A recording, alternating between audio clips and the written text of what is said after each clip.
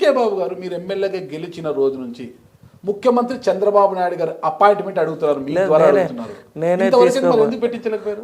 నేనే తీసుకుపోయాను, మాట్లాడారు సార్. ఒక సందర్భంలో ఏం చెప్పారంటే సీకే బాబు గారిని కల్పించారు. నేనే కల్పించాను, పక్కాగా పార్టీ ఆఫీస్లోనే కల్పించాను. కలిసిన సందర్భంలో ఖచ్చితంగా వారు అడిగిన ఒక కోరికను కూడా చెప్పారు, ఇంకా సమయం ఉంది, నేను ఖచ్చితంగా చేస్తాను అని. తర్వాత నారా లోకేష్ బాబు గారిని వారి తనయుడు కలియడం జరిగింది. తర్వాత కూడా వారితో పాటు మళ్ళీ సీకే బాబు గారు కూడా కలియడం జరిగింది. కల్పించగలరు.